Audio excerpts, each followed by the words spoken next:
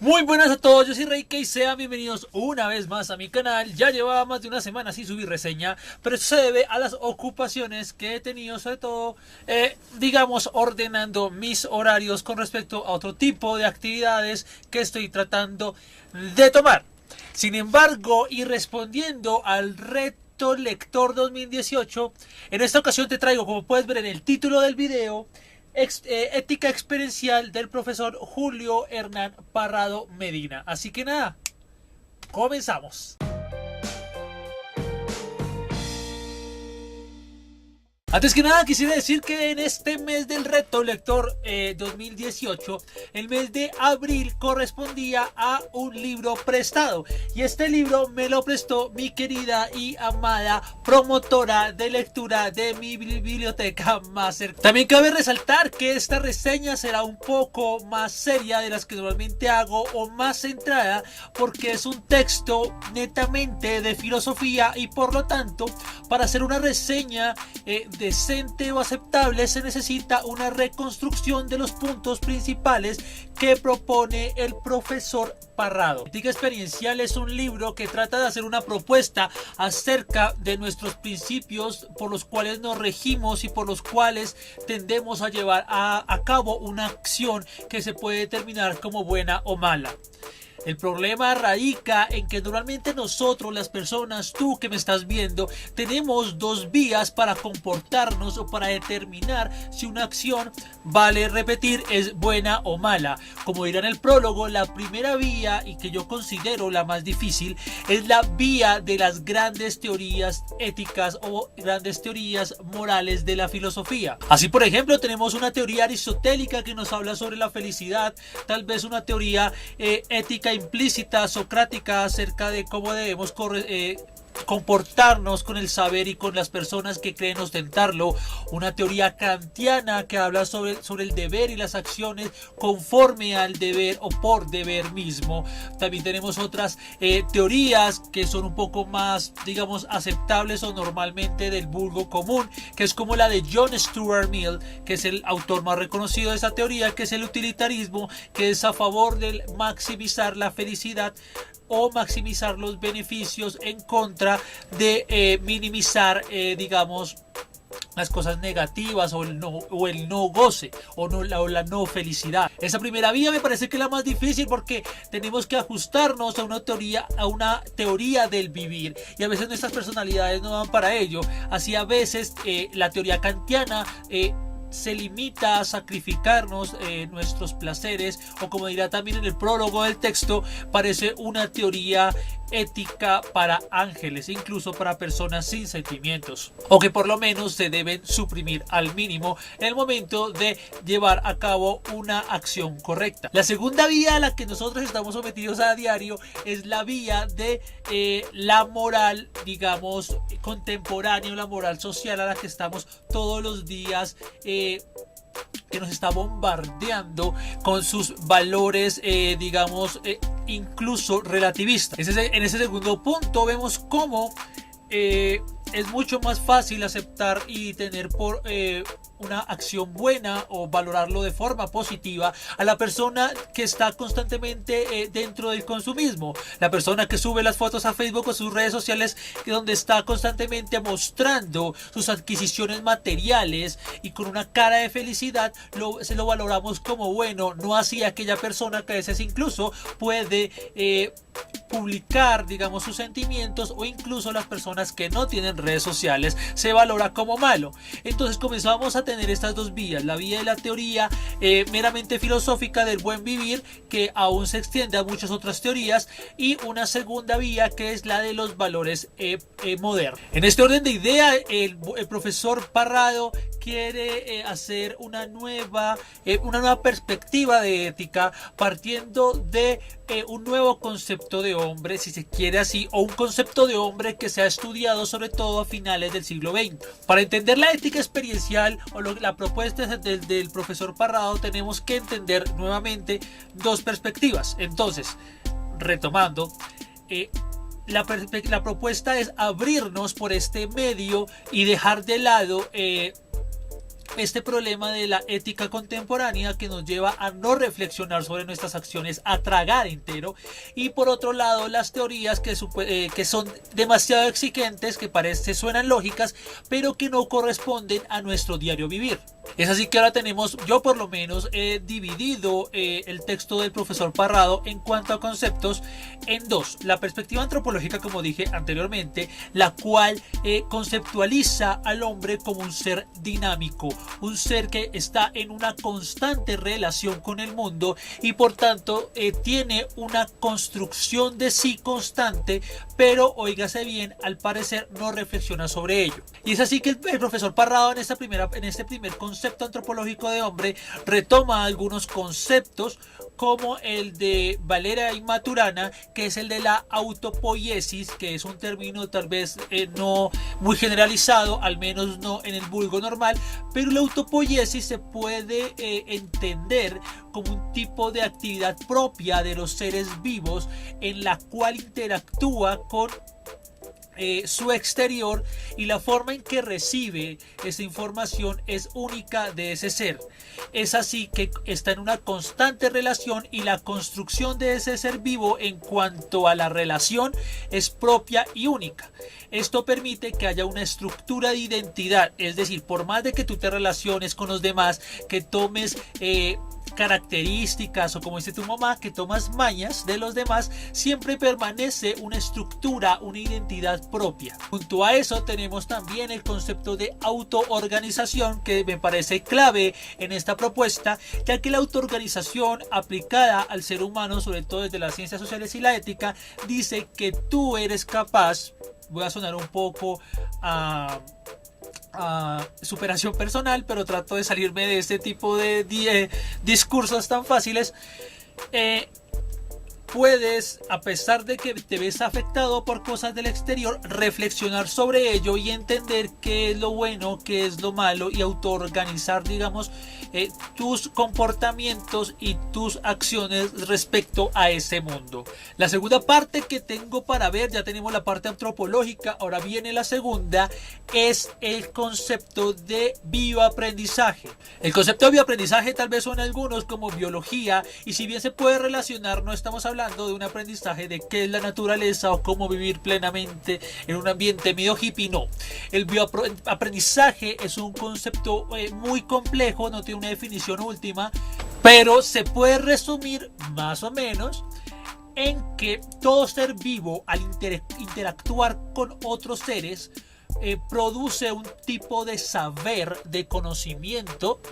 No son términos iguales, pero digamos que un tipo de saber el cual le permite sobrevivir a ese mismo medio con el que interactúa y a esos mismos seres con los que interactúa. Ese tipo de bioaprendizaje no se limita solamente al cerebro, sino se también aplica para otras partes de tu cuerpo. Todo tu cuerpo está en una constante relación, en una constante adquisición de información del medio, lo cual hace que se modifique de tal manera que permite una mayor capacidad de relación y costumbre a los medios.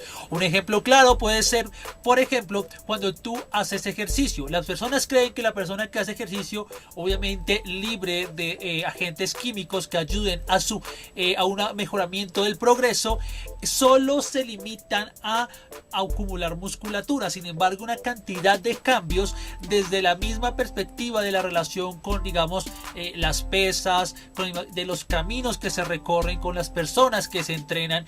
El cerebro también cambia, es un músculo que cuando tú haces ejercicio se oxigena y permite tener mayores expectativas de aprendizaje. Es así como se cae en la conciencia de que eres un ser activo. Entonces, teniendo estos dos elementos, por un lado la parte antropológica de lo que es el hombre dinámico con este concepto de autopoiesis y autoorganización, y este concepto de bioaprendizaje, es que el profesor Parrado permite a través de su libro, que lo que quiere mostrar, y desde la misma experiencia de vida que él nombra en el texto, permitir dar una visualización un poco, es un aporte. De hecho, el texto tiene por subtítulo un aporte a la formación humana. Entonces es una perspectiva un poco, un abrebocas acerca de cómo nosotros, en el momento en que interactuamos con otras personas, con nuestro medio, debemos tomar conciencia y hacer una reflexión acerca de cómo me construyo yo como persona respecto al otro y cómo el otro al mismo tiempo en esa relación se construye, y que ese otro no se limita solamente a personas, sino a los ambientes en los cuales nos desarrollamos.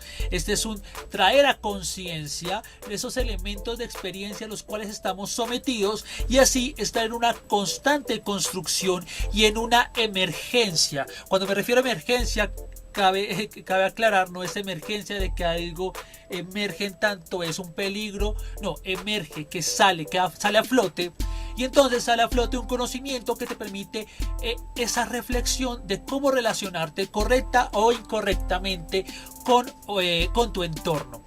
Es así que Ética Experiencial, el profesor Parrado, para entender todo esto, nos habla desde su vida, su experiencia propia, y comienza a hablarnos de unas etapas de su vida, sobre todo la infancia, la secundaria, su relación con la religión y por último lo que fue su trabajo de doctorado en cuanto a ética, si no estoy mal, en una universidad de Puerto Rico. Espero haber sido claro hasta este punto. Un momento.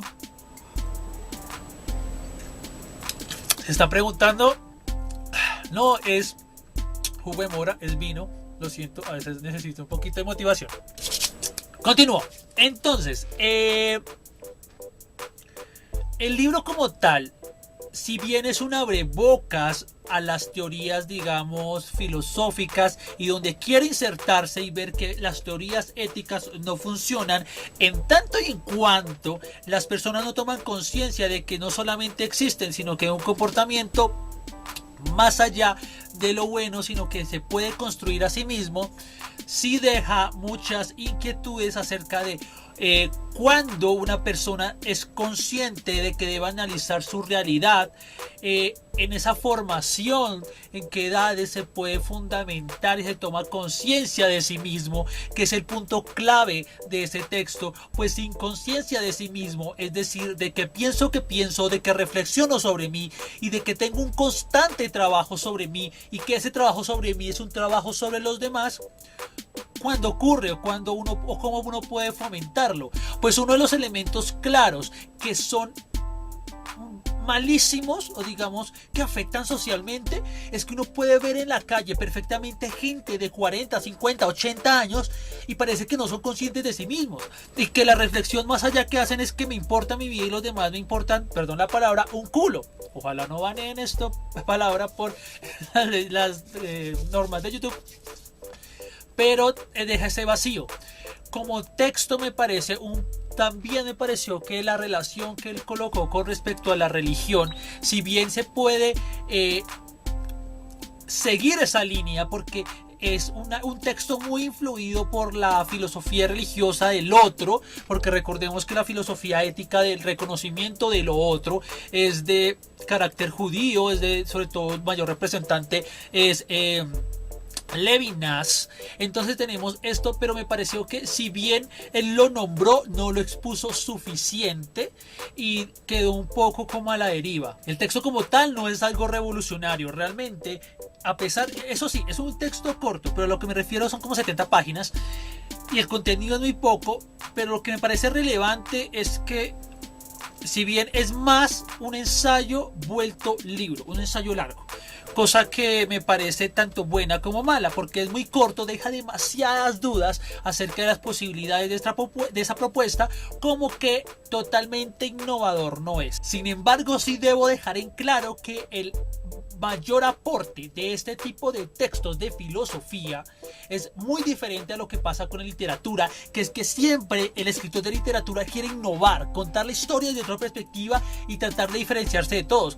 Actualmente parece que la filosofía, excepto los grandes filósofos que son los que manejan, digamos, la publicidad, algunos conocidos como Sloterdijk o como ahorita se me va el nombre, Zizek, que hacen propuestas después de todo ese saber que tienen, es que actualmente la filosofía a veces se reduce a un comentario general de autores o el concepto de tal en tal autor o que era. Entonces esos comentarios no permiten. Este es el valor de ese tipo de textos, que se lanzan a una propuesta que si bien no es totalmente original, sí permite ese aporte, como dice acá, a diferentes áreas, desde la ética, que es básicamente filosofía, como a la educación, que es donde está estrechamente entrelazado este tipo de propuestas. Así que, amigo mío, si te gustó esta reseña, si te aguantaste toda esta perorata, que es un tanto larga, te recomiendo leer el texto. Es de Editorial INNIS, del Instituto Nacional de Investigación e Innovación Social. Es muy difícil de conseguir. Como ya te dije, responde al reto lector 2018 y me lo prestó mi querida promotora Diana. Y nada, no siendo más, yo soy Reiki, muchísimas gracias. No te voy a decir que cómpralo, descárgalo, pídelo prestado a un amigo. En este caso sí, obvio, tu biblioteca más cercana, solo pídelo prestado a un amigo y cómpralo, porque es un libro de este año, es muy reciente. La parte digital no está aún en algún servidor de paga para comprarlo. Por último, sí debo decir que tiene algunos errores de edición, como una que otra palabrita que no va y unos signos de, creo que fue de pregunta, que abre y no cierra en ningún lado. Y nada, no siendo más, yo soy Reiki, ya sabes, te lo recomiendo. Es un buen abrebocas para las personas que no manejan teorías éticas a profundidad, como es un texto bastante llamativo para aquellos que ya hemos leído algunas de las grandes teorías éticas y nos permite entrever dónde se quiere posicionar este texto. Y nada, nuevamente gracias, yo soy Reiki, muchísimas gracias y hasta la próxima.